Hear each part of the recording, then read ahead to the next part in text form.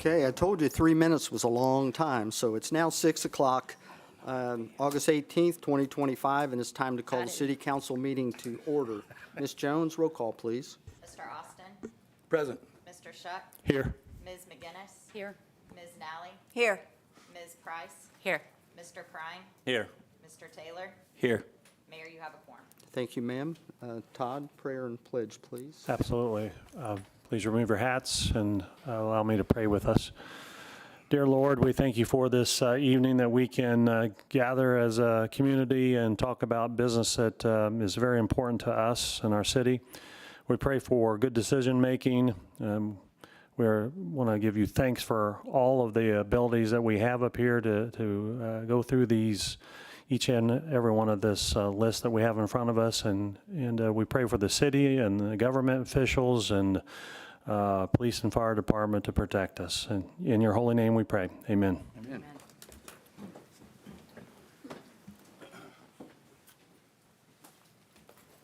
Allegiance to the flag of the United States of America and to the republic for which it stands, one nation, under God, indivisible, with liberty and justice for all.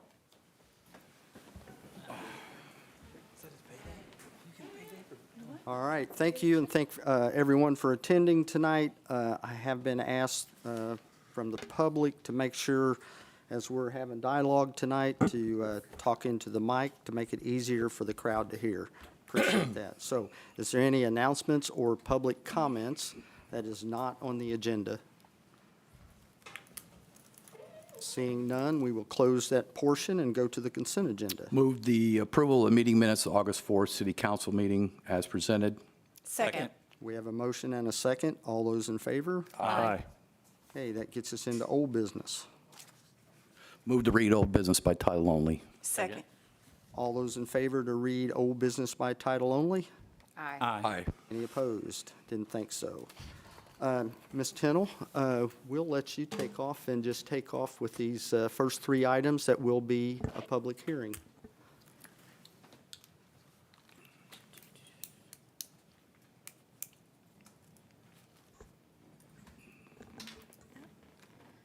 Okay.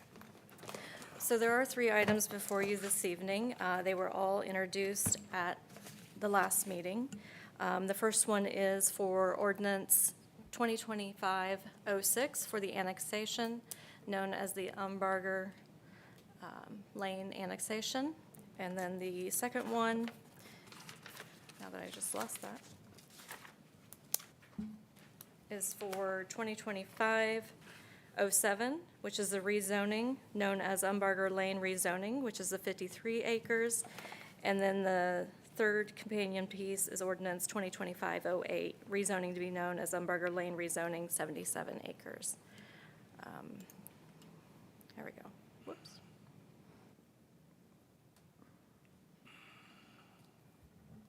It's not wanting to cooperate.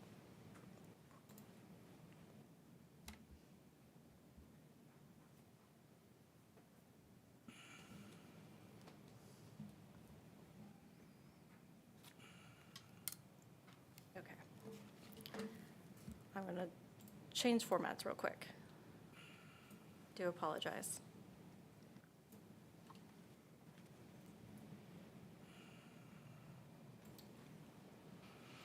So the property is currently located at the northwest corner of Umbarger Lane and County Road 75 South. The entire property is 130 acres in size.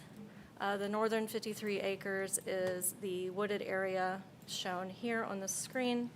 The entire parcel is highlighted in turquoise.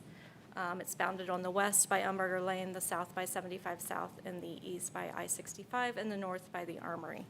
The request before you this evening is for the annexation of the entire 130 acres. The 53 acres, which is the wood, is requested to be zoned agriculture. And the 77 acres, which is the tillable acreage, is requested to be zoned R3 with commitments. Included in your packet is information regarding the petition itself. These did go before the Plan Commission. They were all forwarded with a favorable recommendation for approval. Also included this evening is the request for official action and public hearing to be taken on Resolution 25-11. That is the fiscal plan. In regard to Indiana Code, it does state that prior to any annexation, you do have to adopt a fiscal plan. So that will be the only thing this evening that will be having official action. All of the other three are public hearings this evening, and then the official action will be at the September 2nd meeting. Also included in the information is a copy of the written commitments that is corresponding with the third annexation. There were some questions regarding the architectural standards that was discussed at the last meeting on page 3 of the written commitments. It goes into detail regarding the exterior materials of the building. As there are different elevations that the Silverthorne and Arbor Homes line has, there are about 240 elevations that are within their overall package. In looking at the standards that are outlined in the commitments of the models presented, 16 of the 18 models could be built with 104, I believe, elevations, or 108 different variations that would meet these standards. For one-story homes and two-story homes, there is a point system. We've not done this before in the city. We've generally have had it where it was specific to materials, overhangs, orientation, windows, and brick requirements. Because there are a number of different variations between these elevations with the materials, because one of the commitments is that there will be no vinyl siding. It would be either a hardy plank, brick, stone, engineered wood, or fiber cement. With the fiber cement and hardy, which is the hardy plank division, there can be different styles. You have the horizontal siding, vertical siding, and then the batten and board that gives you very distinct different looks, and then also shake siding. So within the commitments, in order to have that variation, and something that we don't currently require in the city of Franklin, is that each house would have 4 points. In order to get 2 points for a 1-story or a 1.5-story, if you had the entire first floor is 100% brick, that would be 2 points. Then they would have to get an additional 2 points by adding 2 other options. So that adds some diversity. If they have brick or stone wainscot, either only on a portion of the first floor, and then brick or wainscot on like the garage, that's only worth 1 point. So there is some incentive to go ahead and have that first story be all brick. And then it also goes into the second story buildings, similar. The reason that there is a difference between the 2 stories is on the 1-story and 1.5-story, they did provide 2 additional options to create variation. The reason that it's limited to the 1-story and 1.5-story is because with those size of houses, adding gables with full brick or dormers creates a very distinct look on a 1 or 1.5-story, but they do not create a different look on a 2-story. So that's why it's only provided on there. Each of the homes will have overhangs, and one of the other things that staff and Silverthorne Arbor Homes representatives had worked through was regarding anti-monotony. There are 2 ways that this is going to be accomplished with this proposal. One is the difference in elevations, and the second way is exterior colors. So there is going to be color requirements that each of the fronts will have a minimum of 2 colors on their surfaces, and that the color scheme on one unit may not be used within two lots in either direction on the same side of the street or on the house immediately across. In regard to the anti-monotony, specific language is divided between the two different lot sizes, the RS3 lots and the RS2 lots. The RS3 lots being the proposed lots at 60 feet in width and 130 feet in depth. The same model or crossover model, because there are some models that are in the Arbor Home series that are also in the Silverthorne series. The difference between those two is that they may have higher finishes on the interior. So that's one of the reasons why we did include the language of crossover model. And for that section, they cannot create or construct the same model, one lot in either direction on the same side of the street, or the same front dwelling within two lots in either direction on the same side, or on a lot across the street. For the RS2 lots, the proposal is that the same model or a crossover model shall not be constructed on more than 3 out of the 5 consecutive lots on the same side of the street. And the same front elevation shall not be constructed within 2 lots in either direction on the same side of the street or a lot across the street. I know that's a lot of information.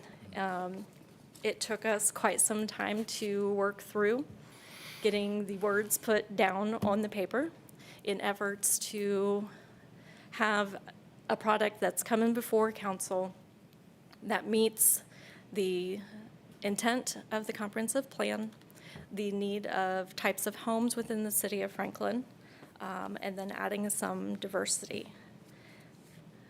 I believe the petitioner will have a better concept plan that you'll be able to see that won't jump around. What you'll see there is in the discussions, one of the agreements is that the lot sizes will be interspersed with each other. So that way you won't have one neighborhood being of 60-foot wide lots and another neighborhood of being the 77-foot wide lots. That way we create an entire community and not 2 separate divisions. Just for historic sake, when this property was in our buffer zone and we had zoning jurisdiction, it was zoned RT1, which allowed lots at 75 feet in width and 9,000 square feet in total area, with a home size having a minimum of 1,600. Their commitment is for the flip this over. The RS2 lots to be provided for 49% of the lots, which would result in a minimum lot area of 10,000 square feet, 75 feet lot width, and the 1,600 square foot minimum lot area. And then they're also proposing a commitment that the ground floor living area be a minimum of 825 square feet versus 40%, which is in line with what it was previously zoned. The R3 lots, which would be the remainder, they're proposing at 60 by 130, which is 7,800 square feet in area. Also, at the last meeting, there was a question posed on what our current lot inventory is within the city of Franklin. I provided a spreadsheet for each of you. There are a number of things that I'd like to point out of importance on the spreadsheet. On the very left-hand side, it goes through and lists the date in which these subdivisions had received primary plat approval. Our last subdivision that had primary plat approval was in 2022, and we're in 2025, which goes to show how long it takes for a development to get through and constructed. So that's one of the reasons why we start now, is making sure that we then have plenty of inventory in the future. Most of our subdivisions that are currently under development and available lots are there, are from 2014, 11 years ago, through 2022. Of those that have not been built out to date, there are currently 566 lots that will come online in future sections that are not currently available. And with our current inventory, we only have 176 home sites where somebody could build pull a permit and build a home, which is another reason why we start this process now. The other thing to note is this property is in the Needham Fire Protection District. According to Indiana code, prior to a property being able to be annexed from a fire protection district, it would not come into effect until the second January 1 following the adoption. So should the city council approve the annexation of this, and we go through the normal process, the earliest that that would become in effect would be January of 2027. There is a separate process that the petitioner has started with the Needham Fire Protection District and the county commissioners, is requesting that it be removed from the fire protection district prior to annexation. What that means is, right now, we're going to have the public hearing. They would then get docketed on the county commissioner's agenda to have an official action on whether or not they be removed from the fire protection district, because it has to occur prior to an annexation official action. If it was removed from the fire protection district and then not annexed, we are still liable to provide fire protection. However, we would not be bringing in any tax revenue from that. So that is one of the reasons why this public hearing is really important, because we're going to need to make a decision as a city, the petitioner is going to need to make a decision, and the county is going to need to make a decision, all based off of conversation through the public hearing. Joanna, can I step in there just a second? With that part there, I understand the official part of it, but I think officially, we don't get the tax dollars from it. But if there's a fire there, we're the first ones there anyway. So Correct. that is important that we, of course, get it done as we're supposed to by statute. But I want everybody to feel comfortable that our fire department is the first one there and would take care of that area. Even those homes that live, the homes that live on that county road there, we take care of that. Yeah, it's not far from our fire department either. Correct. I have a question. So the third column, available number of lots for new houses. So for example, Homestead at Hillviews, so that was 55, which is a good portion of that 176. What, do you know approximately how many? So Homestead at Hillview, I'm going to say that those are probably individually owned versus, what's that, the total of 176 versus, like, individually owned versus the builders that own the lots? Do you know or no? Well, of these that are provided on the list, the developers own the majority of those lots. In Homesteads at Hillview, there 55. might be So the 2 or 55 at 3. Homestead are owned by developers or a builder. Okay. I do know that there's a couple in the Village Green section that are owned by a builder, but most of them are not individually owned by residents. There are a few. Thank you. Okay. And Eric Prime and representatives from Arbor Silverthorne are here for their presentation. And while they make their way up, Mayor, I just want to reiterate our typical process. As Joanna has indicated, this is advertised as a public hearing. So we will be having a public hearing, and our process for that is the petitioner is given 15 minutes to make their presentation. Interested parties and/or remonstrators are collectively given 20 minutes to give their either questions, rebuttal, whatever comments they have. And then the petitioner has 5 minutes for rebuttal. Then we close the public hearing. Then the council is invited to ask questions of either side at the conclusion of the hearing. And if you feel you need more time, in terms of wanting to give someone more time, it's typically the council asks the questions, not the other way around, once we close the public hearing. That's how we keep some semblance of order. At the conclusion of that, then the only thing you will be asked to take action on tonight is the fiscal plan under the form of a resolution. The other four things, essentially, annexation, the other three things, annexation and 2 rezonings, must take place at the September meeting in terms of that. There is no additional public hearing. It's just then you come back and make your decisions. Okay? So welcome, Eric Prine. And I'll keep track of the time. Thank you, Mr. Mayor. Good evening, Eric Prime, Van Valer Law Firm, 225 South Emerson in Greenwood, on behalf of the petitioner Arbor Homes. With me this evening are Tony Bagato, Dominic Dreyer from Arbor, and Joe Heck, who is the project engineer from Projects Plus.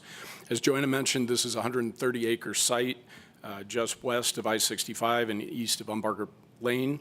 We are here tonight for an annexation and rezoning consideration. The total acreage of 130 acres is divided into 2, as Joanna indicated. The top 53 acres are in woods and wetlands and are being annexed as ag. The remaining 77 acres to the south are open tillable ground currently. That's where the development would take place. And we're seeking a RS3 zoning classification for that with substantial commitments. That includes the fact that 49% of the lots in the subdivision will be RS2 qualified. Let's see. There we go. There is our site. You can see the wooded area at the top. Joanna already showed you this, this section, but I've got it again so you get to see it again. And then this is the proposed layout. The yellow lots are the larger RS2 lots, and the pink or light orange lots are the RS3 lots.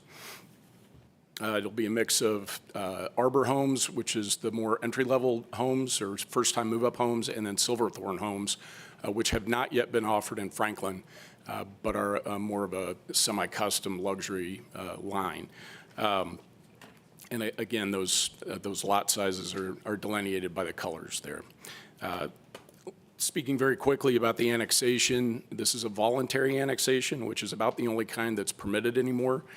Municipalities used to kind of be able to take ground if it was advantageous for them, whether the landowners wanted it or not, but that's pretty much gone at this point. To do a voluntary annexation, you need the consent of the landowner, which you have in this case, and you need sufficient contiguous area to the existing city limits. The minimum requirement is 12.5% contiguity, and in this case, we've got 38.5, so we've got plenty to spare in terms of that contiguity. As Joanna mentioned, the Needham Fire Protection District is involved here as well. We did request removal from that protection district, and the fire board, Needham Fire Board, did provide a resolution providing for the removal, which was step 1. Step 2 will be to go to the commissioners and get their approval of that action. We are actually set next Monday night, or Monday afternoon, actually, for a hearing before the commissioners on that issue, which will happen before we see you again, which is kind of how this has to line up. But in terms of the annexation, we would ask for your consideration and approval. We did receive a unanimous favorable recommendation from your Plan Commission on that, and the staff obviously is in agreement as well. So that's really all I have to say about the annexation portion. So I'm going to go ahead and jump to the rezoning. So these are some examples of the Arbor, more traditional single-family homes that will be on the pink or light orange lots. Single and two-story plans with living areas from 1,200 to 3,200 with lots of options. Oops, went back the wrong direction. How are we doing that? All right, that's a problem. There we go. So here are some additional elevations of the Arbor-style homes. Let's take a quick look at that. I'm under the gun on time a little bit, so I don't want to rush through, but if anybody wants to see these again, we can certainly run back through. Then the Silverthorne line would be, as I said, on the larger lots. Typically, you can put the Arbor homes on the larger lots as well. That would be up to the buyer. But this gives a more personalized line with more upscale features, larger living areas typically, and more upscale amenities inside and outside of the home. And these are some elevations of the Silverthorne line.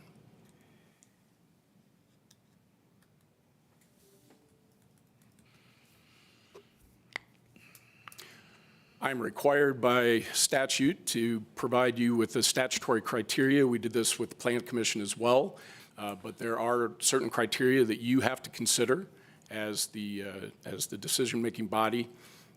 One is the comprehensive plan, and in this instance, the request to rezone the southern 77 acres of the property to RS3 with commitments, as discussed, is consistent with the comprehensive plan as a variation of medium and larger lot sizes will be provided. Staff finds that this request to rezone the 53 acres to ag is the most responsible request for that portion since it is wooded and wetland and not developable at this time. The second criteria is the current conditions of the area. The finding is that single-family residential developments constructed on the east side of Franklin have traditionally provided larger lots and larger move-up homes. As the inventory of move-up homes is limited in the city of Franklin, it's common that homes on the east side do not remain on the market long. Many of these current homes are constructed of a combination of brick, masonry, stone, wood, and vinyl, and some are 100% brick. So this is in keeping with the current conditions. The northern 53 acres is highly wooded and again, appropriate to not be developed at this time. Third criteria is the desired use. That is this the most desirable use for which the land in each district is adapted? Since the completion of the homesteads at Hillview in 2017, construction for new single-family residential developments in the city has been limited to areas west of US 31. The proposed single-family residential development will provide additional housing options on the east side, closer to the I-65 corridor. The fourth criteria is property values, conservation of property values.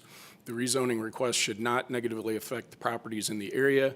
Development of the property offering varying lot sizes than currently available could actually increase property values. And responsible growth, staff finding is that the proposed rezoning to RS3 with commitments allows for a larger lot development of homes constructed within with additional architectural standards than is currently available and is consistent with the comprehensive plan and surrounding areas. There are multiple commitments, as Joanna indicated.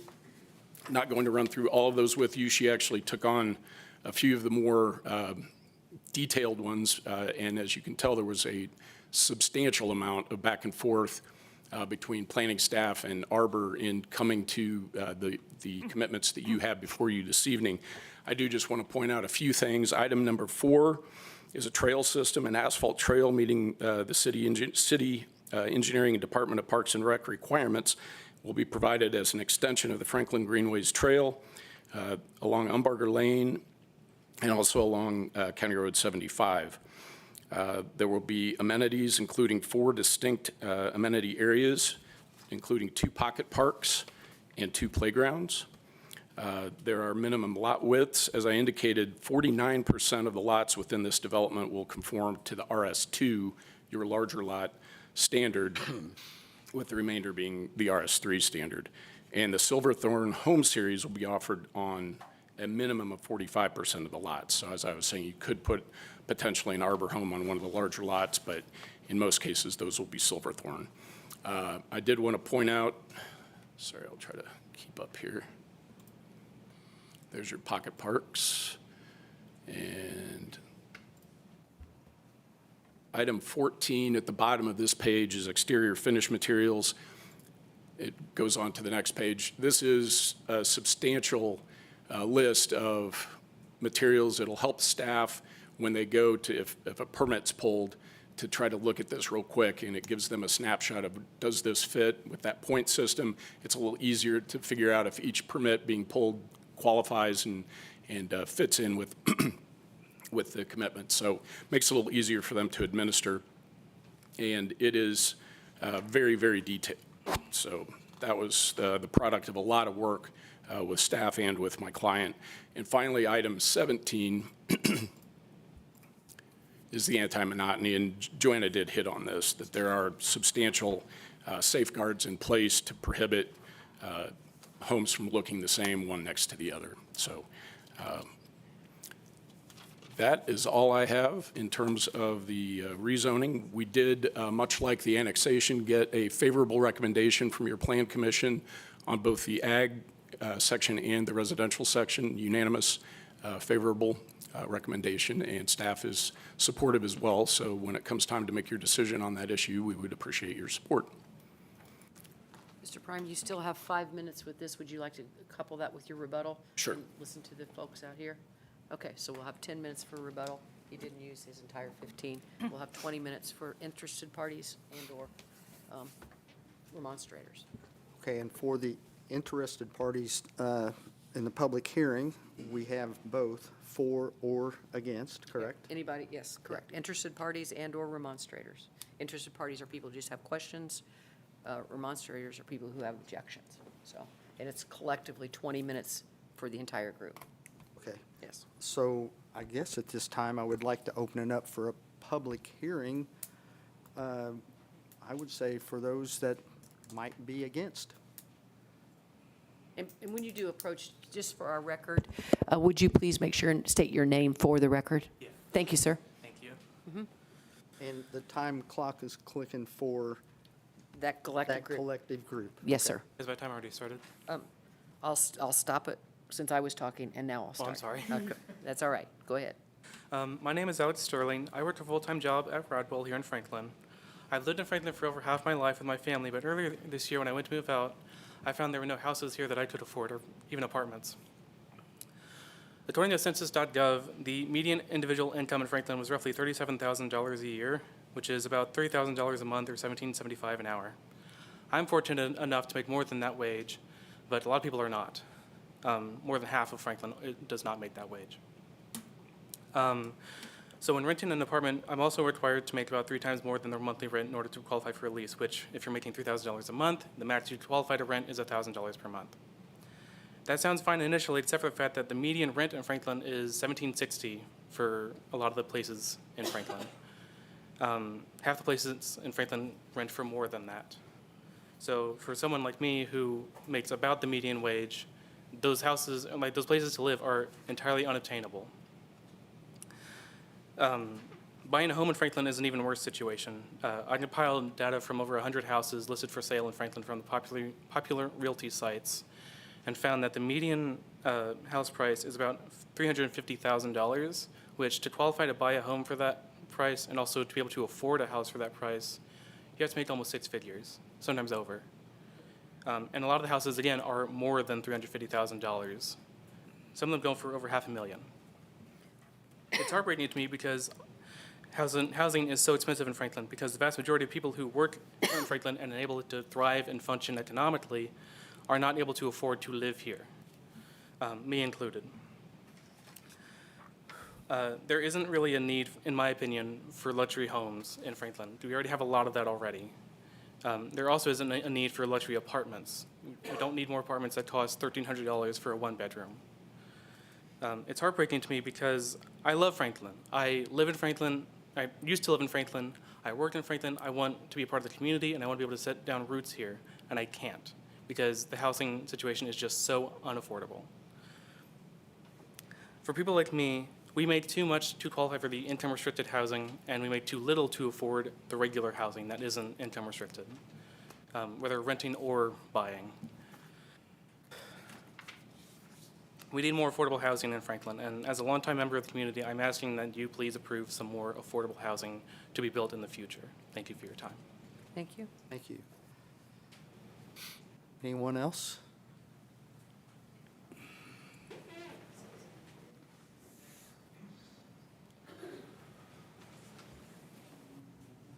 Yeah, my name's Steve Thompson, the son-in-law of Okay, Danny and Steve, Judy can I Gill. stop you just a second? I'm sorry. We want to make sure we stay with who is against and who's Against it. for. So you're against, okay. Sir. Yep, thank you. So, I think We that farm- other gentleman, I think, was for. Do I need to state No. that? Yeah, Yeah. yeah, you were in favor. He was against. against. You're- I'm in favor of more housing, just more affordable housing. Okay, gotcha. Thank you.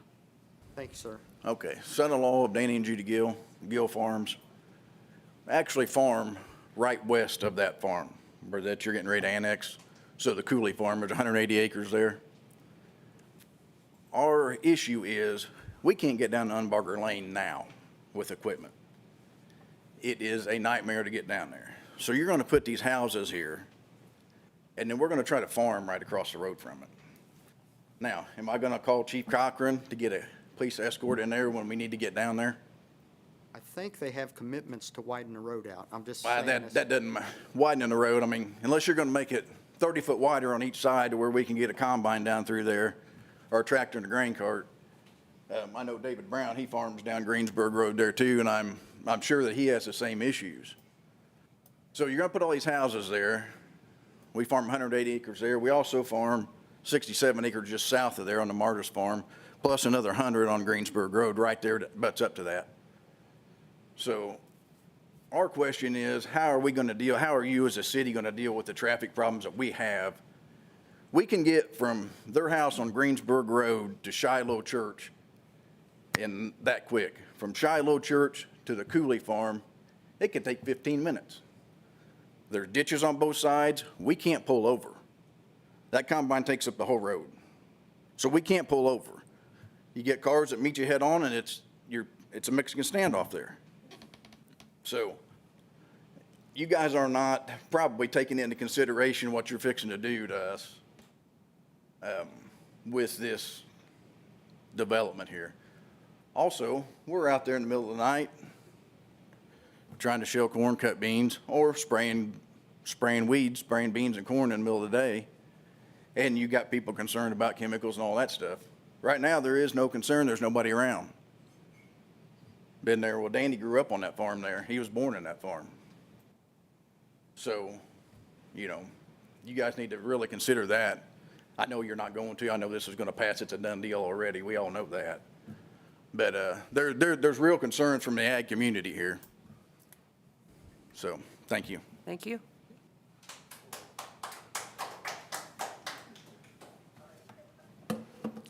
Good morning. Hi, I'm Steve Yount. I live at 1543 Williamsburg Lane here in Franklin. Are these lots, these houses, are they going to be owner occupied only? You can ask the question. This is the public hearing. Yeah. Then when we close it, they'll Okay. ask the question. So, All but that's right. your question. Are they going to be owner occupied? I'd like to know that. And also like to know, there was a comment made by Mr. Prime that the lots that are to have right now are shown to have the Silverthorne style homes. Are those required to have those? Or could they go to that, but could they also be an arbor style home? I had a question about that. And I think I heard that this is currently zoned, is it zone RT1? Am I right? No, what's it currently zoned? SR, it's in Johnson County. It's in, okay, okay. With due respect to the Plan Commission and staff, I had to get involved in understanding the comp plan about a year ago with another deal. And at that time, it was pretty clear that Franklin still had a housing gap, which was one of the big issues in the current comp plan and in the prior comp plan. And the housing gap was a gap in upper end or higher end housing. We hadn't done that. We'd done a good job with the entry level homes, but we missed and we had a gap. And that gap still wasn't filled, looked to me like a year ago, and it looks to me like it's still not being filled. So I have a question about whether we are really complying with the comp plan. And secondly, things have changed with the state with the way we collect revenue, or they're going to change. And you used to be able to collect revenue based on property, lots, and you'd assess those and you get your revenue from those. But there's going to be limits on that. Now, I haven't studied all that. I've only heard a little bit. But it sounds like cities are going to be forced to have to look at income taxes as a way of helping to, or other ways of raising revenue to be able to provide the government services. You can't just get it from how many lots can you put on a piece of, in an acre.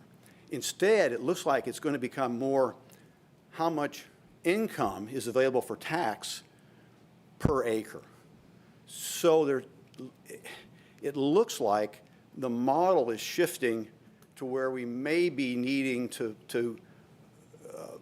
think about with development, how much income or how much tax revenue are we going to generate off of income. So more of a, we need more higher earned income people on lots will generate more money than not. So I'm not sure this is wise.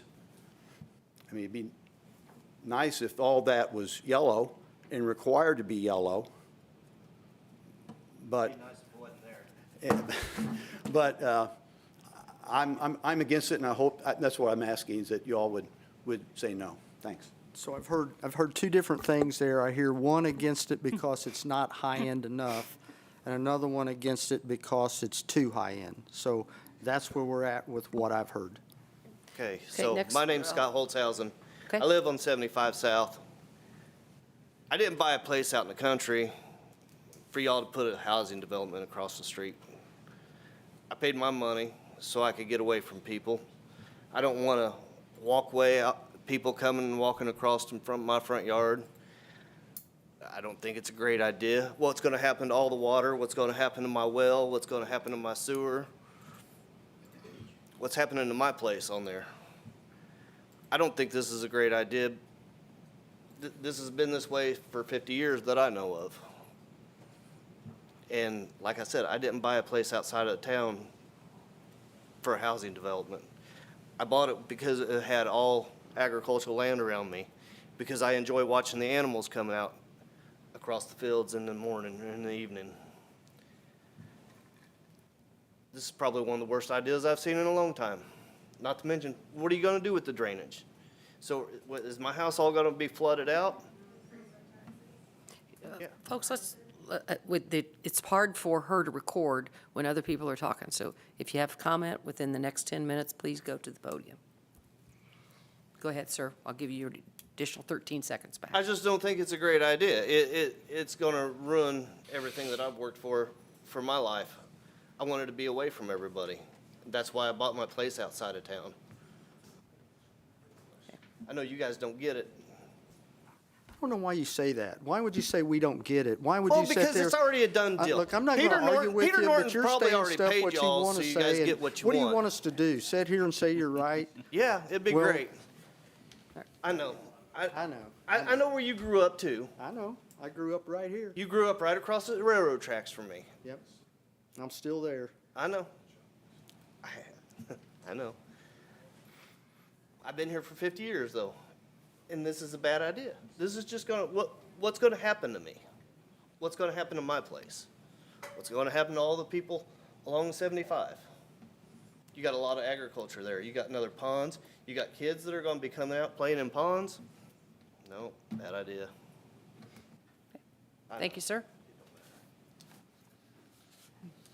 Hi, good evening. My name is Derek Mobley. I am the son and grandson of the folks that live in the first driveway on 75 South. So if you turn off of Umberger Lane, formerly Lover's Lane, as we will all affectionately forever know it, and rise not with opposition towards progress. I've lived in Franklin most of my entire life, except for being away for college and different things. I love the community, want to see it continue to grow and prosper. However, there are questions and concerns that certainly come with this development that I hope to hear answers to. Some of them may have already had to be answered, and I'm just not aware of them. But so I want to propose some of those. One, and first and foremost, as my kids go every Friday night to my parents' house and play and do all of those sorts of things. 75 South is a very narrow road. You can't back out of my parents' driveway without going across the road into the grass on the other side. So as a result of that, want to ensure there's going to be road improvements with that exit that is planned onto 75 South. I trust that there is. If not, I would ask that the council pause this until those are considered. Additionally, on Umberger Lane, there at the point of the Woods area. There's a pretty significant hill that you can't see over until about the time you crest it. As you're increasing traffic on that road, that's just going to become a concern that the city's going to have to deal with. Mayor, I've been in conversations with you about traffic accidents and things like that. That's a head-on collision. That's waiting to happen if there's not appropriate steps taken to mitigate that. Second is drainage. I heard that mentioned, and I know there's the retention pond that appears to be planned. There's drainage issues out there now. When my grandmother was alive, I spent a lot of time listening to her gripe about what was happening and what was affecting her from a drainage perspective. There's no creeks or anything through there. It's a lot of runoff from the fields and those sorts of things. I've worked with the city before and pastoring a church here in Franklin on drainage issues. I know you guys pay a lot of attention to that, but I want to ensure that's taken care of as well.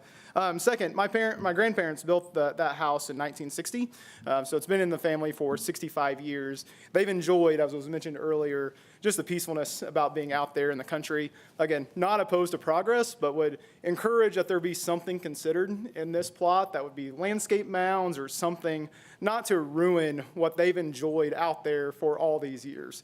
My dad still continues to sit outside in his little lawn chair to watch the deer, as they come out in the evening across the field. He's going to miss that, and he's going to gripe about that, but that there's not just staring into now a neighbor across the road's back door, right? There's some landscape mounds or something that the city can consider to improve the visual of that. Second were concerns that came, or the next final two were concerns that came to mind tonight. With the fire protection, appreciate that the city already takes care of 75 South. They've taken care of my grandmother when she was alive and had issues there. However, with an additional 200-plus rooftops, want to make sure that the city is going to continue to provide that fire protection underneath what is already available in terms of the fire service that we have here in town. And then lastly, with what's planned with Arbor Homes, I love seeing the mixed, landscape or architecture and all those sorts of things. However, I've been a part of neighborhoods in the past where there's been the bait and switch, right? Where they plan, this is what it's going to be, and they come back a few years later because those homes aren't selling, and so they have to ask for a new zoning requirement to be able to bring in all Arbor Homes instead of this Silverthorne. And there's a list of questions I would have about that, but want to ensure that the quality of homes is going to meet what's being presented here now and not some bait and switch that happens down the road because those aren't selling. If I'm a buyer and I'm considering a luxury home, I don't know if I'm going to be real interested in putting that luxury home next to entry-level homes, right, as it affects my property value long-term and things like that. So those are questions and concerns that I have for the council's consideration. Again, not opposed to progress, love Franklin, support Franklin, want to see it continue to prosper. Not opposed to progress, but want to make sure it's smart development. Thank you, guys. Thank you, sir. 5 minutes still? Against. Name. Michelle Jackson. Thank you. I am stepdaughter of Andrew Wood and daughter of Kathy Maddox, and they are connected to the Martis farm. Margaret Martis lives next door. We have huge drainage issues now. That property for the Arbor Homes is higher than our land, and it runs off of that over the road and floods our hayfield. We have standing water most of the summer. Maggie's house is high, but on the other side of that, that land also floods where the pond is. So that is a huge concern of ours. I know they talked about the retention pond. I'm just afraid all this concrete is going to just push more water onto us. I mean, we have a huge problem now. Our other concern is we have a 6-acre deep pond. It's 30 feet deep. And we're afraid of the liability that's going to go along with that in regards, they've spent 50 years trying to keep people off of it, and we still run people off of it regularly that aren't supposed to be there. What happens when we have 216 family homes and the kids are on it? Or somebody drowns on it.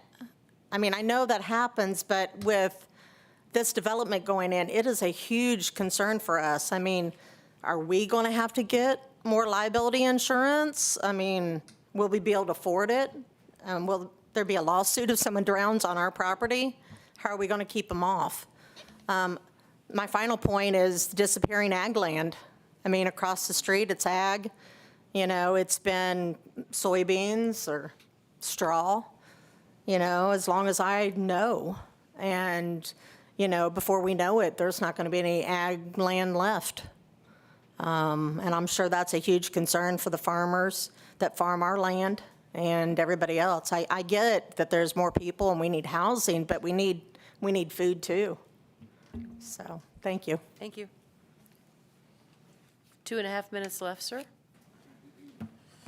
Good evening. My name's Keaton Mahan. I am opposed to this annexation. I'm all the way up in District 5, so I'm on the other end of the city. And I am currently witness to the urban sprawl coming down from Indianapolis. Whiteland is no longer a small town. It's becoming a city every day, larger and larger. And that's only going further. If you go look at the map right now, you can see an area of just gray concrete, and it stops right here at Whiteland, Greenwood area, kind of. And there's a little sliver. It's starting to creep down into Franklin. I've lived in Franklin for 12 years. In my neighborhood, I've watched very slowly the loss of a community. The people that used to live there no longer live there. The people that have come in behind it are renters. And it's not just a renting complex here. It's not. It's an LLC out of California or Arizona. And the individuals that I've spoken to, which come and go quite often, they don't have any real ownership in Franklin as it is now. This is just a place that had cheap rent at the time, and where they had work.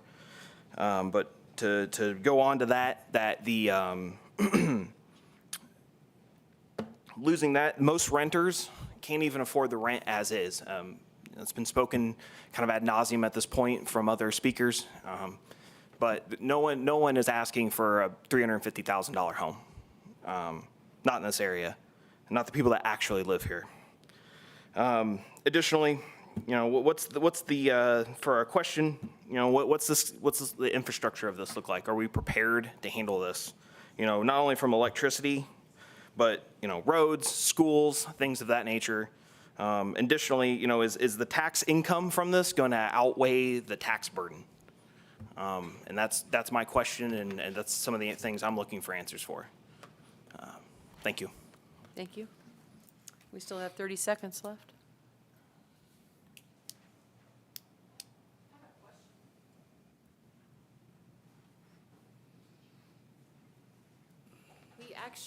Amanda, we actually haven't heard what the price point is on these homes yet tonight. So I would like that question answered. I also would just say that a lot of these decisions that we're making are basically choosing who lives here and doesn't. And I guess for me, some of the things that I've heard hurt my heart, that we're concerned about, and this may just be how things are going, but in government, but I don't want Franklin to be a community that worries about the income of someone moving in and what that will be as revenue to the city. So I think that's something really to think about. Thank you. Time up. Thank you. Will the petitioner return for their 5-minute rebuttal, please?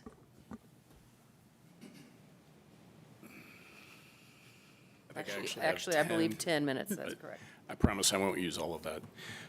A couple of things. I'm going to go ahead and address a few of the points. I tried to get everything down here. I did not hear anything about the schools, so I just wanted to say real quick, 2 points on that. Franklin Schools are a checkpoint agency, meaning that whenever any new development is proposed, they get notification, just like the fire department, like the utilities, and have the opportunity to respond. In this instance, there was no concern or information coming back to the planning staff from the school that anything was going on. But just to be sure of that, I did email Dr. Clendenning, and he confirmed that there's sufficient capacity at the school to handle this project. With regard to traffic, the developer will be required to improve Umbarger Lane and County Road 75 all along its property line. We can't go any further than that because it's ground we don't own. but they will widen that, and they will have A-cell, D-cell lanes and entry monumentation. So to the best they can, they will improve the traffic situation in that area. The gentleman asked about the selling of individual lots or whether it was going to be rentals. These will be individual homes or home sites for sale. Obviously, we can't control what somebody does after we sell a house to them. But in the CCRs, the covenants for the neighborhood, they can put in minimums for rental term, like a minimum year rental rather than letting somebody go month to month. So at least they can, curtail that a little bit. The 49% of the lots, again, the gentleman was asking about how many of the yellow lots would be Silverthorne homes. Almost all of them will. There's just a slight percentage difference. There are 49% of the total lots in the development are the larger yellow lots. We are also committing to 45% of all the homes in the development to be Silverthorne. The difference is there are several arbor models that are can go either way. And if you soup them up a little bit, they can fit a larger lot and be a Silverthorne style home. So that's the only difference there. But 49% and 45% are where that's coming down. The question was asked about price points. The arbor homes will probably be high 300s to low 400s, and the Silverthorns will be $400 to $450 and higher depending on what folks want to add to them. And a lot of this is just owner-driven, right? We have a lot of choices, you can add a sunroom, you can add a custom kitchen, you can do many, many things that will change the value or the price point of the home depending on who's moving in and what they want to do. Just like the minimum architectural standards that we have in the commitments, those are minimums. If somebody wants a full brick house, 2-story full brick house, they'll build it, right? It's just what are people interested in, what are they willing to pay, and what do they want to see? And maybe they want to put more money inside their house than outside their house, and we like to have our customers have those choices. On the drainage issue, we are required to take the current drainage situation, analyze it, and then post-development, the runoff rate cannot be greater than the current runoff rate.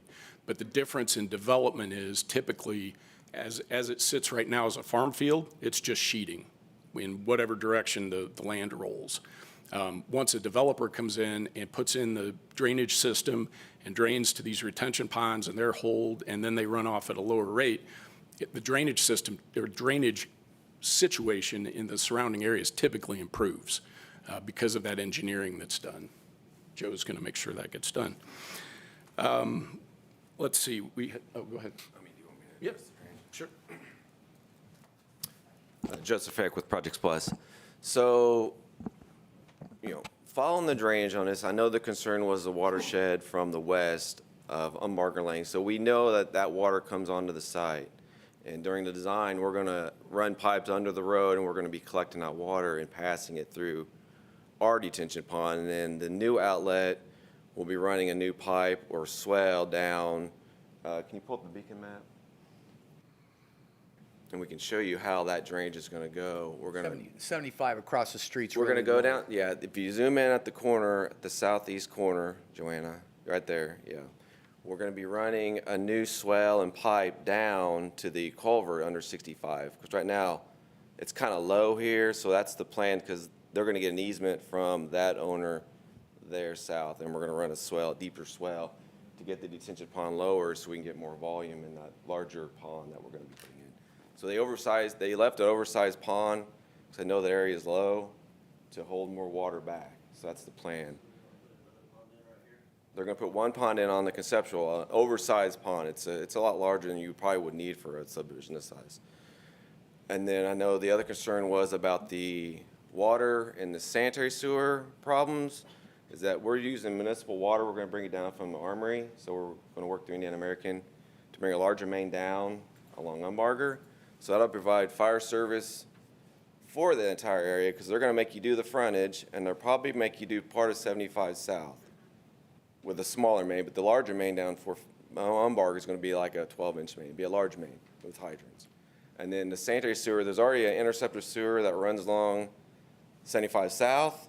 So we'll be hooking onto that deeper interceptor sewer. So we won't be if there's any problems with anybody's concerned with sanitary sewer, there's already sewer on site, so we won't be affecting anybody's septic or anything. That's, it's municipal water, so there won't be any. We're not going to do it this way. But hold on. You address the board. Okay, And you're probably getting into detail that should be at technical review committees as Right, well. yeah, I so- mean, Address the council, please. there won't be any deep wells on this site, so any wells that are there now wouldn't be affected. So will the people that live on 75 have access to hook up to the sewer system? They already have it. And There's already water? a sewer system across there And that water? they can hook to. So she's shaking her head no. Joanna says no. Water Is Indiana water. would be Indiana Americans. We haven't went through, Indiana. I know we got to do Unbargain Lane with a larger main, and 75 South, it's up to Indiana American if they have to do part of that frontage. But there's already sanitary sewer on the north side of 75 South, so the water's got to be, typically you put the water on the other side of the road, so if they're all against having development, that water main's probably not going to be extended out 75 South, is what my guess is. But we'll have hydrants internal. Just make it clear that it's Indiana American Water. The city of Franklin has no municipal water Yes, supply. yeah, it's Indiana American Water, not, So to clarify, since Kenny saw me shaking my head, that is in regard to the sanitary sewer. So the city of Franklin's policy has always been, in order to hook onto the sanitary sewer, you would have to be annexed. So being currently there, they could request annexation and then be connected to the sewer, but not as it currently stands if they're still unincorporated. In regard to the water, that's up to Indiana American Water. Thank you. Sir, you have 2 minutes and 21 seconds. All right. I will get finished. One person asked about a bait and switch situation. These will be written commitments that will run with the land. So even if Arbor disappears and some other developer comes in, they will have to adhere to these commitments.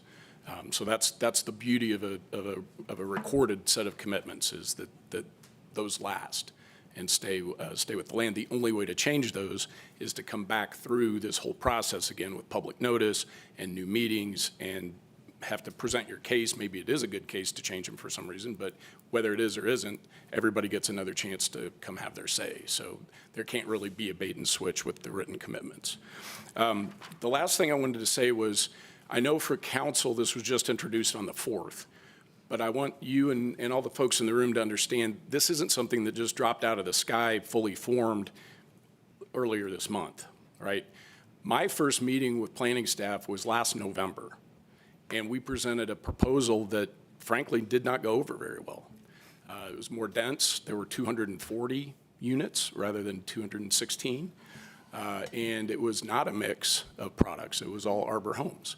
And so your staff went to bat for the city and forced us, frankly, to come up with a better plan. And we came back to them in early January. We had another meeting and another idea, and it was a little different and still not up to snuff for them. And so we continue to work with them, and I've got a list here. I mean, the meetings were innumerable, including mostly in person, but a ton of phone calls, ton of Zoom meetings. And this went back and forth to finally form what you have in front of you today. So I think it's important to realize that this is not what you have. What we showed tonight is the product of 8 months of work and hard work by your staff to make this make sense for the city. And so, again, we had a unanimous favorable recommendation on the annexation and both rezonings from your plan commission, and staff is fully in favor, given the commitments that we've been willing to make. So we would ask that you find favorable and decide that the annexation and the rezoning should take place. Thank you. We'll close the public hearing, Mayor, and now it's up to the council to ask questions. Again, the only requested vote tonight will be of whether or not a fiscal plan could be adopted. Just for purposes of letting everybody in the audience know, a fiscal plan would be necessary if you were ever going to annex the property, period. It is not a harbinger of requiring you to annex it, nor is it a harbinger of requirement for you to rezone it. It's just, if you were ever going to annex it, a fiscal plan must be adopted, because basically that says the city believes they could render adequate infrastructure, roads, sewers, and that kind of stuff. So that's the only thing you will be asked to take action on tonight. That's great. The annexation and the rezonings will be addressed at your next council meeting. in And the terms of- fiscal plan is attached to Resolution 2025-11. Okay, I'm going to officially close the public hearing. Correct. And then turn it over to Ms. Tennell. And council. So as noted by legal counsel, the only official action being taken this evening is for Resolution 2025-11. And the request is that it be approved and authorize the council president, Kenneth Austin, to sign on behalf of the council. We are also available to answer any questions, should you have any. And it is appropriate for council to ask questions about the public hearing information you have. That is why the public hearing is here. So it's certainly appropriate if you wish to ask questions of anybody who made a presentation or of staff. I will not be at the next meeting. I will be out of town, but Alex Getchell will be here to represent staff. He's been involved in the entire process, going back to our first meetings with Arbor. So if you have any questions specifically for me. Okay, so is there any questions the council wants to pit? I have a question. Why hasn't this been annexed before? Was there, I know it was in an estate or trust for a long time. I think I can answer and fill in. From a legal standpoint, this was in our buffer zone. Oh, buffers, okay. So before, we could exercise jurisdiction over it because it was in our buffer zone. We've eliminated buffer zones, and primarily for the reason that we don't extend sewers to someplace we don't have in our city. Obviously, if you don't collect the tax money, you don't want to extend the infrastructure.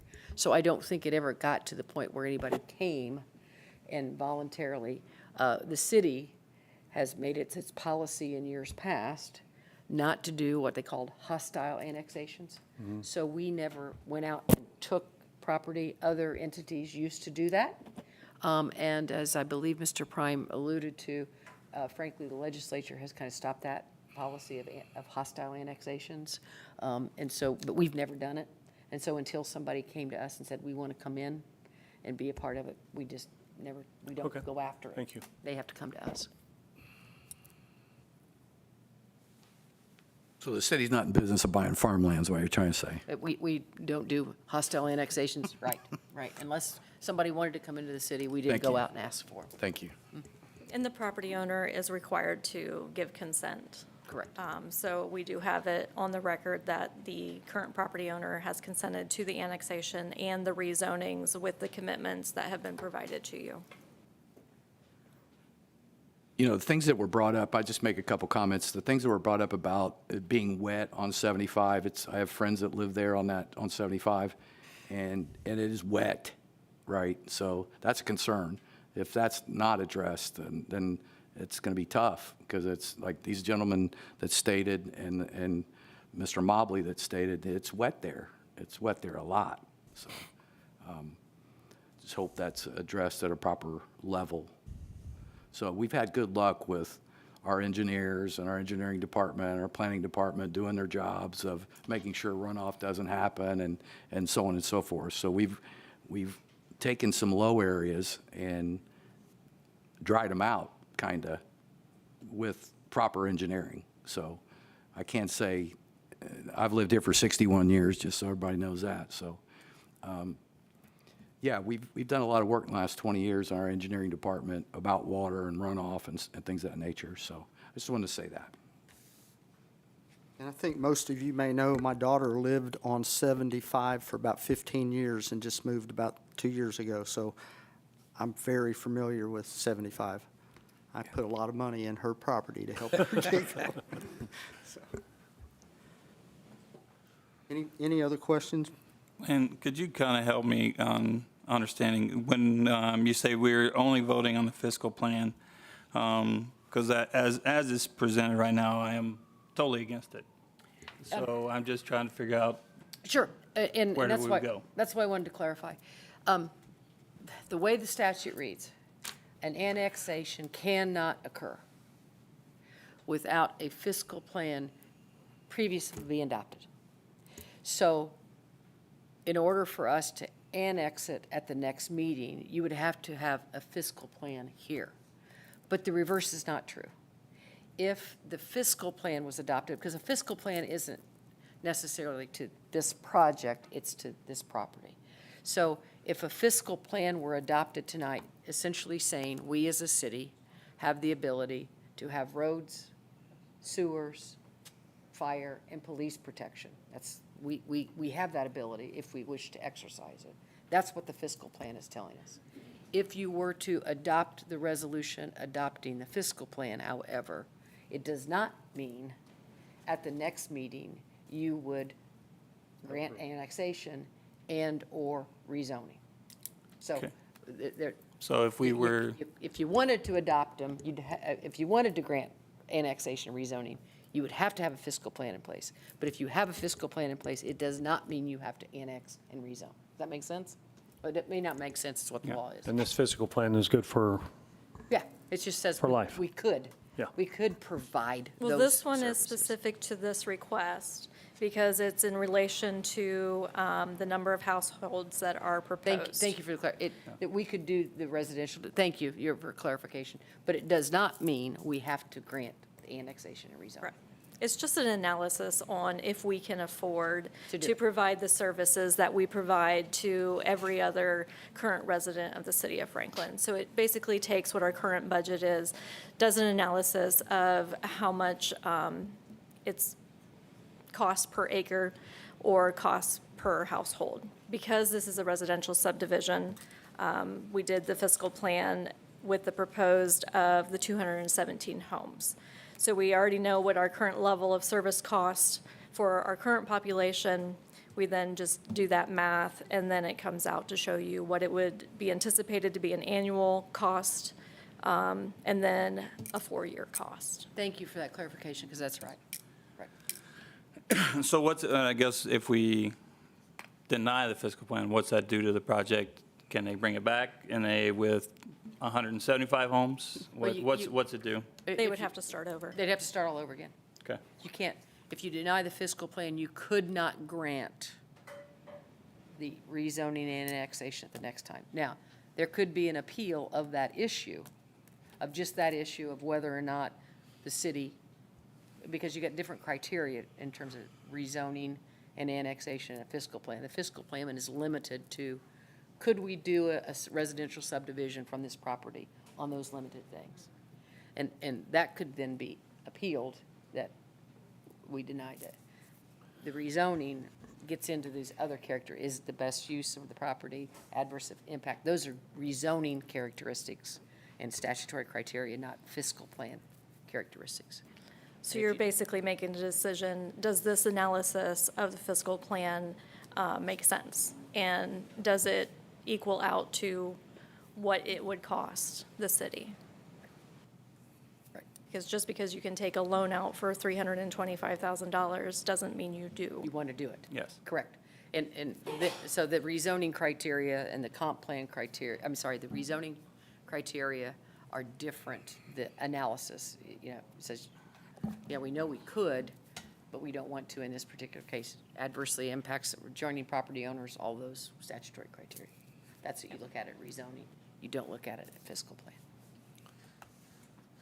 And if it seems odd, you take that up with the legislature. No, I get it, I understand, I'm just trying And to, ironically, there was legislature that was proposed this year to remove the requirement of a fiscal plan for a voluntary annexation. Correct. But it was tied to a number of other things and did not pass. I am hoping that it comes back and that next time it does pass. So then we'd be just going straight to the rezoning, which makes more sense. did you, Plan Commission, did you look at other lot sizes? At the Plan I Commission mean, level? I mean, larger or some type of other design or something was, I know you do great work, I understand that, but tell me what you guys did. So, as far as what you considered when you were in that meeting. So it wasn't done at the Plan Commission level. It was done in meetings with staff and Eric, the designer, and Arbor. The things that we looked at were in relation to how they were going to design the neighborhood, the overall connectivity. Was it going to provide a community? One of the original designs was smaller lots and very separated, distinct divisions, that you would have your small lots here, your larger lots here. That doesn't result in a cohesive community. That divides it. What I don't think a lot of people realize is prior to the update of 2005 with our subdivision control ordinance, the city of Franklin had a 20/20 option, that in every subdivision, you could have 20% of the lots smaller than the minimum requirements. So if your requirement was 100-foot wide lots, 20% of them could be 80-foot wide instead. So we do have a number of communities in Franklin that have that diversity. Franklin Lakes, WinStar, Cumberland Trails are examples of those. One of the other things that we looked at was not just the size of the lots, but the architectural features and the quality of the homes themselves. I'm guessing if, just to put it out there, most people believe that Legends West is one of our higher end subdivisions of housing quality. What I think you'd probably be surprised at is the majority of those lot sizes are less than 7,000 square feet in area. Surprised. So it's not based off, the value of your home and the quality of your home is not directly related to the size of the lot. It's directly related to the quality of home. And that's why we went through very long conversations and going back and forth with Arbor on the architectural standards, the anti-monotony, the extra projections on the exterior of the houses along Umbarger and 75 South, because we don't want flat boxes when you drive down those roads. One of the other requirements that was being discussed is, yes, they're going to upgrade Umbarger, and they're going to upgrade 75 South. It's going to include trails and sidewalks. So the concern of, the wooded area right now, because I know that that's been brought up a couple of times, of those trees falling and causing damage, the road's going to be widened, so some of, those trees are going to be taken care of in that regard. The other discussions that we did have was regarding the additional amenities. We have a number of subdivisions in Franklin that have 0 community amenities, that it's only houses. So that is one of the things that we wanted to make sure that this neighborhood had, especially with being on the east side of town. There isn't a park readily available on the east side of town. And those were discussions of, just don't tell us that there's open space, tell us what's in them. And those are the discussions that we had going back and forth. Mr. Taylor, I wanted to be able to answer for you specifically so I could point to the direction and why I think it's different. The fiscal plan, you understand the criteria for that. Yep. Could we do it if we wanted to? Yep. Can the city do it? Do we have the capabilities within our service systems? But the criteria for rezoning Yep. is it consistent with the comp plan? Are the current conditions and character of the current structures and uses in each district the most desirable use for which the land district is adopted? The conservation of property values throughout the city of Franklin planning jurisdiction and responsible growth and direct development. So those are usually the criteria that are pointed to at the rezoning as to, and that's the discretion that is often exercised by the council at that point. Yeah. Which differs substantially from the fiscal plan. Correct. So you asked the question. Yeah. So- I just wanted to make sure Yeah. that that's what I thought, but I wanted to make sure I was Yeah. thinking along the same lines, because we kind of ran into this same thing at Winterfield, when we did Winterfield, on the fiscal plan, because it started out as a 2-2 tie or 3-3 tie, because we didn't have somebody, then we had to revote at the next meeting. Right. Well, I don't think there's any doubt in anyone's mind that the fiscal plan, we can achieve this with the city of Franklin, right? I'm saying, we've done it before, and we've proven that. If people think that we're missing a gap of homes in Franklin, not starter homes, but people also need to realize starter homes are $250,000 to $300,000, right? Like, I think we'd all agree, unless you're going up on Douglas Drive or Yount Street, where I grew up, those houses are going for $200,000 a year now.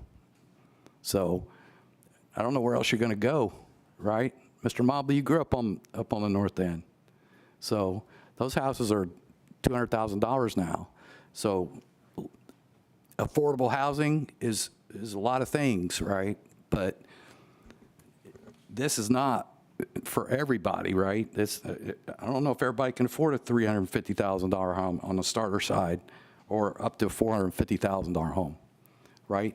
But I think our comp plan addresses a gap in the city not having those homes available. And I think the city's done an excellent job of providing the extra amenities and all of the points that she's made to make these nicer for the city on the east side. Just saying.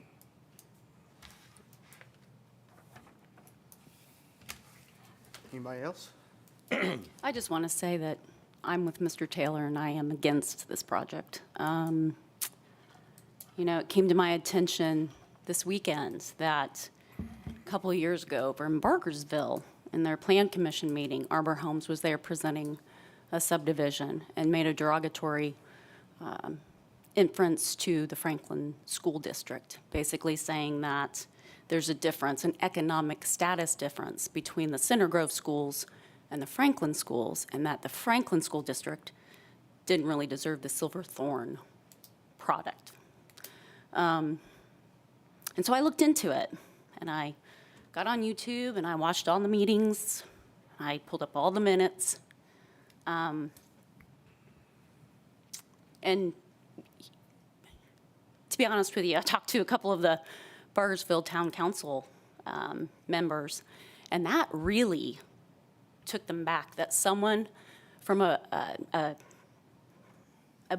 building company would come in and say that about a neighboring community.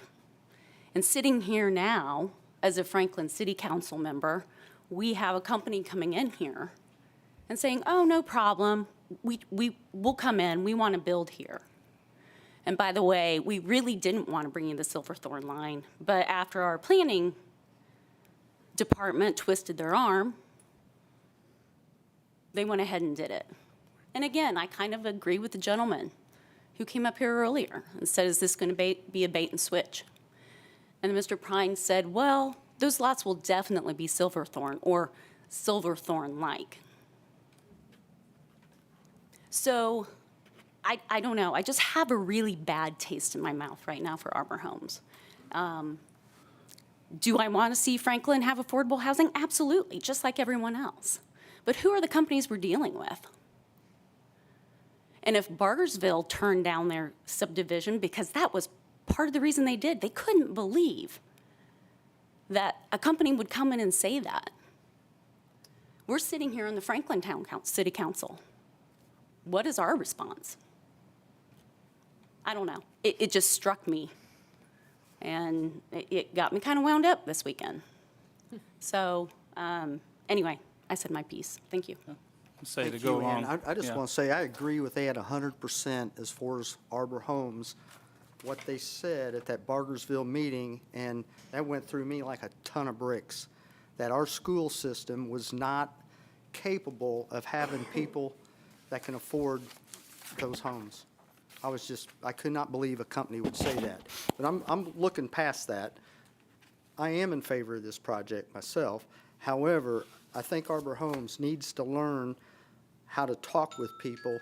And I will also say that Arbor Homes and I, and Joanna was there, we went toe-to-toe over Bluffs at Youngs Creek, and that was real close to being gone right then on Arbor Homes' attitude.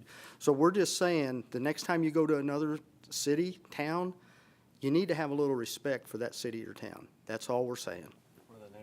Yeah. And to go along with that, I asked last meeting, where's the parks? Where's where's everything that goes along with it? I mean, with the small lot sizes, even though if you go on the RS2, you're at, 70 feet, 70-some feet. I mean, that's not even first base to second base if anybody's ever played baseball. I mean, it's small. And then the other ones, you're 60 feet. That's Little League, first base to second base. They're small, they're tiny. on those homes. And it looks like, ultimately we're cramming. I know Joanna and them did a fantastic job of bringing a better product to us, but this isn't the best that Arbor can do. Why don't they bring their best to Franklin one time? That's what I would like to see. This isn't it.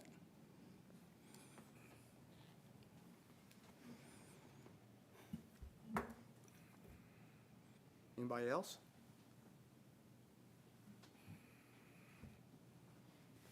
Okay, so I think if there's no other comments, we probably need a motion for or a motion against Resolution the resolution. 2025-11. Yep. And we know we can handle the public safety part. But it's either, you can make a resolution, whatever way you want to go. So I'll put it out there and see what the council wants to do.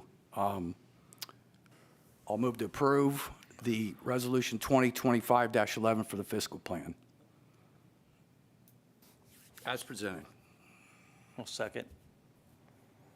Okay, we have a motion and a second. I think we should have a roll call vote, please. This is just for the Ms. Price? No. Ms. Nally? Yes. I do. Mr. Shuck? My turn, isn't it? No, I'm going to answer the question. I'm going to say no. Mr. Taylor? No. Mr. Austin? Yes. Ms. McGinnis? No. Mr. Prime? Yes. 4 noes, 3 yeses. So the motion to approve has failed. Is there another motion, please?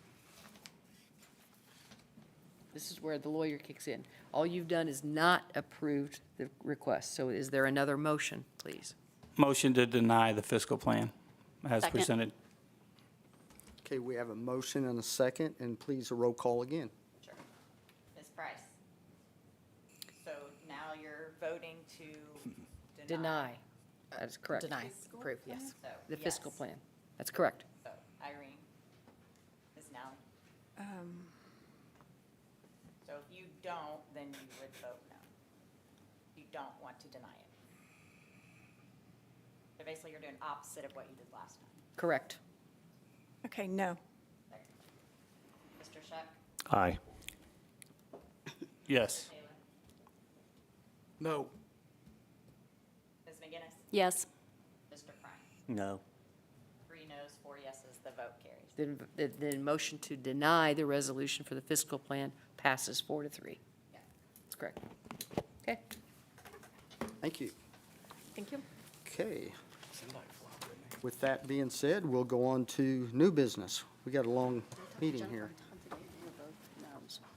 So Ken, you want to make a motion to read new business? New business by title only, I please. apologize. Move to read new business by title only. Hey, guys, we've got a lot more, so please feel free to leave, but be quiet, please, if you can. Thank you. Okay, we have a motion to read by title only. Do we have a second? Second. Second. Okay, we have a motion and a second. All those in favor? Aye. Okay, item number 1, under new business, rapid prototyping and engineering tax abatement request, Community Development Specialist Dana Monson. Yes, good evening. We have before you this evening a request for tax abatement for personal property from Rapid Prototyping and Engineering. Rapid Prototyping has been here in Franklin since 2019. They are a steadily growing company.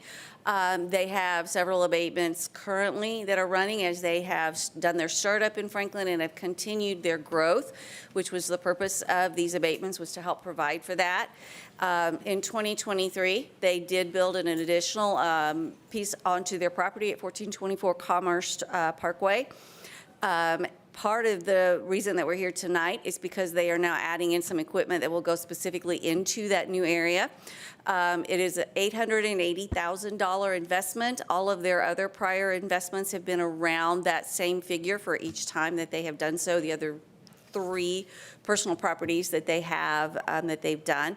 I have Will Harvey here tonight from Rapid Prototyping, who can give you a little bit better idea of what this equipment is for. Will, if you just want to give a brief, just what they're going to be using it with. Hi, I'm Will Harvey. So this equipment will help us continue to grow. So since we moved here in 2018, we've roughly doubled our company. We've kind of dabbled in the defense realm of things. So this is going to help us continue that development. So the customer that we've been dabbling with, right, has asked us to grow even further, invest more money so we can produce their products. So this machine is kind of a little spin on what we currently do. So right now we do, basic machining, right? This piece of equipment allows us to do even more advanced machining. It's higher tech, moves faster, does more things, which will allow us to make the parts that this military company has asked us to make. So it's going to require even more high-tech people, more training, all those things that come along with kind of doing more advanced manufacturing. To the point, folks talking about lower incomes, this is going to require some pretty high income folks, pretty highly technical capable folks to run this equipment, and we're going to have to find those people. So hopefully that brings higher pay to the folks in Franklin, kind of addressing that whole big circle, right, that we're trying to fill. So. Yep, let's say they came before us at the last meeting. I got to sit in a big chair. Josh was gone, so I had to run the meeting. But they do it's a lot, if I remember correctly, there's a lot of drone work that this was going to be going into and pieces so for the drones. this They do a lot of really cutting edge stuff that, unless you drive, when you drive past the building, you would have no idea what they're doing. But, it was really interesting to hear them talk about it coming in, so. Yeah, this particular customer it's all about autonomous warfare, right? So they're trying to blow things up without any humans around to do it, and that's what we're doing. Chief Cochran wants one, just saying. He won't even give me a taser. No way is he going to get a drone. So, and they do have we did discuss a little bit, they do have a couple other tax abatements, but one of them, I believe, is getting ready to drop off, and they asked for 5 years. And we decided to go with the 5 years because they have been really good, and they've been growing, and it's good to see growing companies, paying good wages here in Franklin. They will be adding 2 new jobs. Their starting wage is $27. Our current average wage is $22, so they start out above our current average wage on that.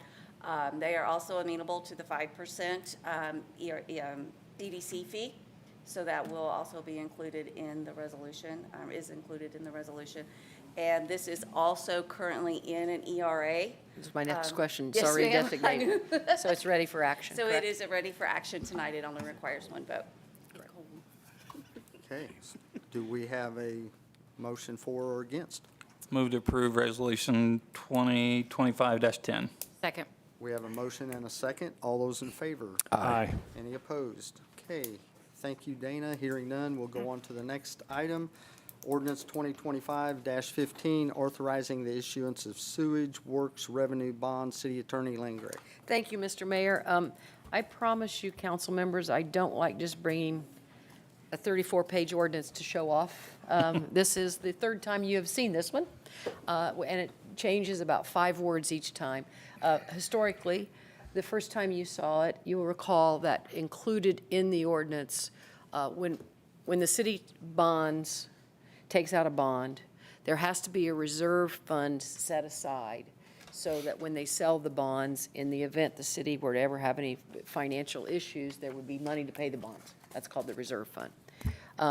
The first ordinance we had required that reserve fund. The problem with having a reserve fund is it comes out of your bond proceeds. So you're paying interest on money to sit that you can't use. So our financial advisor said, there's another option, which means you can go out and you can buy a surety. So that was the second time you saw this amendment, and that's why there were so few changes made, is it would be a reserve fund or a surety. The surety that we had was an A+ rated surety. We passed that. Our financial planner said we should really have either an A+ or a double A, because that gives you more options, because what we're doing is we're just buying a surety to make sure we pay our bills. We always have. So they said it would be better, we have some more options available as to shop the surety costs around if you have an A+ or a double A available. So that's why it is back here. There are two changes specifically in this ordinance. The first one is referencing a new ordinance number, because we're amending the last one. And the second one is to include that it can be at least the two highest rated categories rather than the only rated, highest rated categories, that when we go out and buy it for our surety. So that is the sole change, and I understand after our meeting this morning with the clerk treasurer, the mayor, and various offices, it is our hopes that this will be going out for sale at the bond market probably at the end of September. And so I don't intend on bringing this back to you again. Let's hope not. I thought, I was just showing off 34 pages. That takes us a while to draft that, so. Lynn, can you tell me, is that ordinance 2025-15, or is that 25-15, an amended ordinance that we need to approve? It is, it's the same ordinance number, 2025-15. We're just amending it, so. It's 2025-15. Any of the council have any questions? Will there be any more amendments? I refuse to answer that question. Take the fifth. I make a motion to, you got any questions? Anyone? I make a motion to approve City Ordinance 2025-15 Sewer Works Revenue Bond as presented. Second. We have a motion and a second. All those in favor? Aye. Thank you. Okay, thank you. Okay, next item, budget introduction for 2026. So I am presenting a $22,917,164 general fund budget, which includes mayor, clerk treasurer, city hall, council, board of works, fire department, police department, planning and engineering, community development, city court, law, cemetery, telecommunications, IT, the fire, police, merit, and there's an increase of 2.39%, $535,123 increase. And then on the other tax-supported budget funds, the total budget will be $35,167,073.83. This includes the total of the general fund, municipal bonds, fire and police pension, MVH, which is street department, local road and streets, the Parks and Recs Department, park bond, edit, economic development income tax, the CCI, cumulative capital improvement, the CCD, cumulative capital development, at an increase of 0.97%. That's an increase of $337,386 increase to the total budget. Our total projected income for the general fund was the $22,917,164, which we budgeted. The other tax funds, $12,407,832. So the total income, projected income, $35,324,996. The total budget is $35,167,073, which leaves unbudgeted, which will stay in the count, general fund budget of $157,923. The city has 196 employees, and they are the backbone of our city. We increased wages by $437,781, which is an average of $2,233.58 each. However, with the 196 employees, their positions is counted. We don't look at positions as the employees. We look at positions. We took in one position a minus $719. It's not filled at this time. So we had an opportunity to take that one down a little bit. We had 3 positions at $0. We had 1 position at $1,000. We had 57 positions at $1,500. We had 107 positions at $2,500. That was in public safety. We had 4 that was not police and fire, but was in public safety that also got $2,500. We had 2 at $3,500, 1 at $4,000, 2 at $5,000. We had 1 at $6,000 that was also in public safety. We had 1 at $7,000, 1 at $7,500. There are 8 positions above $2,500. Those positions were triggered by a change of job duties or job market adjustments. That's why some were higher than others, especially the 8 on the bottom. We eliminated a city engineer. We still have a city engineer. We had 2.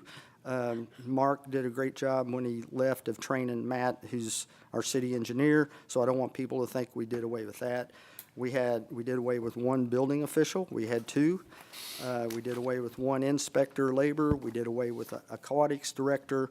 We added a GIS specialist, a fleet maintenance technician, a building service supervisor, and we also added more hours to part-time. So I am really, and also in this budget, I'm really happy with the very conservative savings that we had with our insurance. Working with our new broker Gibson, we were able to cut $372,080.76 from the total medical liability and workman's comp. And when I say conservative, what I mean is I'm being told by our broker that, and I see the numbers, that we could have cut easily another $200,000 out of our medical at this time, but I chose not to just because this is our first year with a new company, so I thought it was wise to leave it in there. But in our medical, we took out $249,979.36. Liability, we took out $100,827. Workman's comp, we were able to trim off $21,274. That's where we come up with the $372 savings there. Public safety, we had in our general fund, that's what public safety is paid out of. Again, the general fund budget is $22,917,164.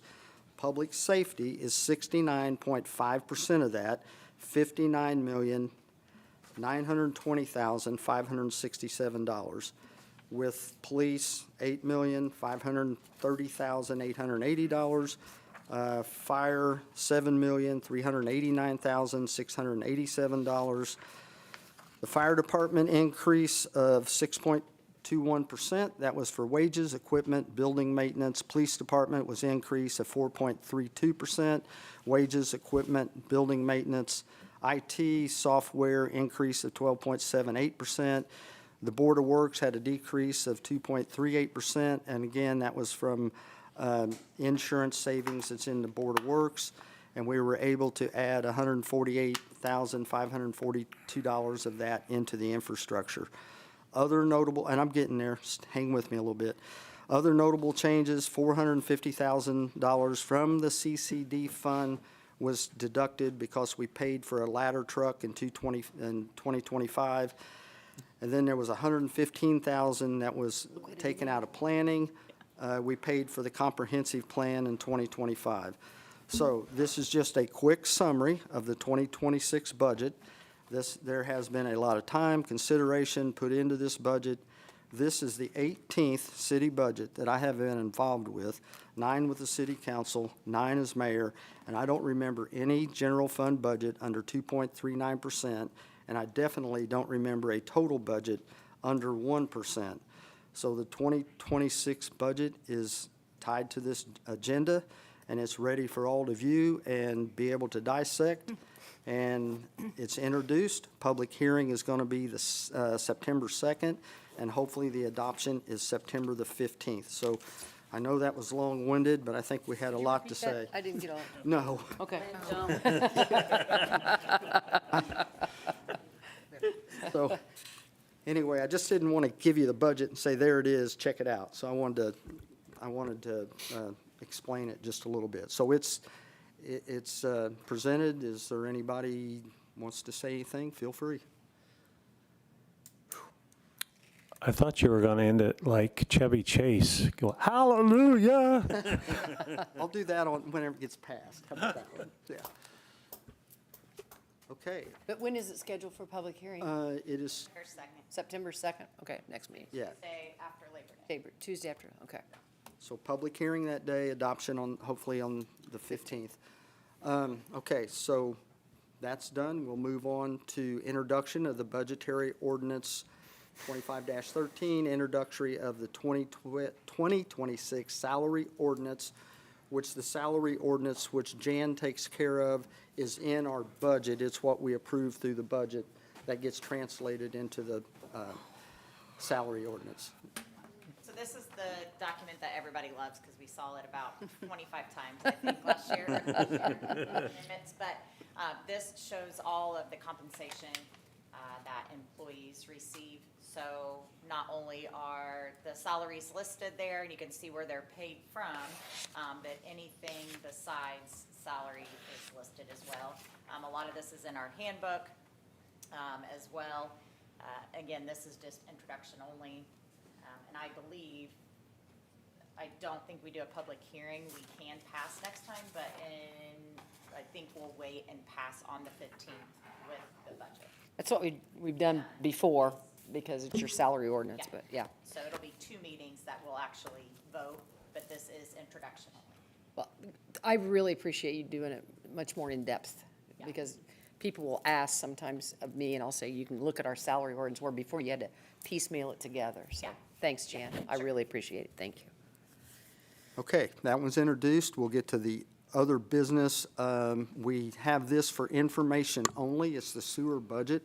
The council passes the salary ordinance, which has the sewer department's salary in it, but the sewer budget actually gets passed by the Board of Works, and we'll wait until after, before it gets to the Board of Works, I'll wait until after we get our budget passed through the council first, and then I'll put the sewer budget on the agenda for the Board of Works. So that is there for information for you all to look over and get a grasp on that. So with that being said, real quick, council comments? Josh? You're asleep, Josh? Yeah. I just want to, say thanks to all the city employees for all the hard work they've been doing. We really appreciate all that there. And I think tonight was probably a pretty good meeting for the Mayor's Youth Council to watch and see how it unfolds and everything. Not everything sure they is agree, quick and Josh. easy. I don't know if they feel the same way. Okay. Thank you, Josh. Anything else? Ann? No, thank you. Ken? I don't have anything. Sean? Joanna, thank you for all your work you do. I know that was, you put a lot of time into that, and but I really do appreciate all the work, and you did bring them to the table, but I need more out of them, and I appreciate everything you do there for the city, so just want to say that. I have written on the top of my list tonight, Mayor, to thank Joanna for what she does for the city. You know, Mike and I have done a lot of things in the town, and we've had to go through your office.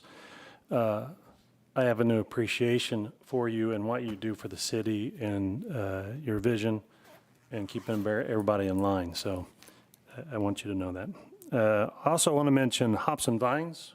If you didn't get to go, it was extremely warm that day, but it was well attended, and I had a very good time.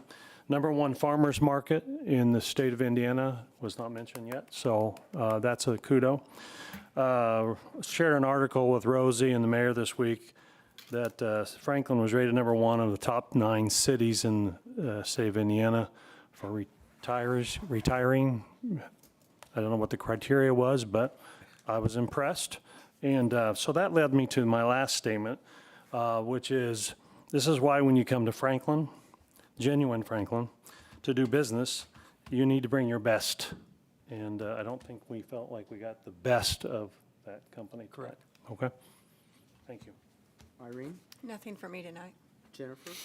Yep, I'm good, thank you. Ms. Thomas? Yes, so I'm Willa Thomas, and I'm here with Mia Hart, Remy Davidson, Adri Sisding, and Arthur Thomas. And we're with the Mayor's Youth Council. And just a brief update. So our year has actually just started for FMLC. We had our annual summer retreat in July where we did some team bonding activities. And then last Thursday, we had our first meeting of the year where we started to brainstorm some project ideas for this upcoming school year. And next Thursday, we'll be starting to choose which project we want to keep working on this year. Okay, thank you. Jan? Nope, nothing. Lynn? No, I gave you 34 pages, that's all I got. And I just want to say thank you for listening to my introduction to the budget. I know that was hard to take, so. Motion, anybody have a motion? Oh, I'm sorry. There's a Joanne. finger up in I'm the air. sorry. I just wanted to add one thing, is we are having our open house, public meeting for the comprehensive plan on August 21st at Beeson Hall at 6 PM. So we hope to have a pretty good turnout. Thank you. Okay, we need a motion to adjourn. So moved. Second. All those in favor? Aye. Thank you. Oh, that was a long one. It was.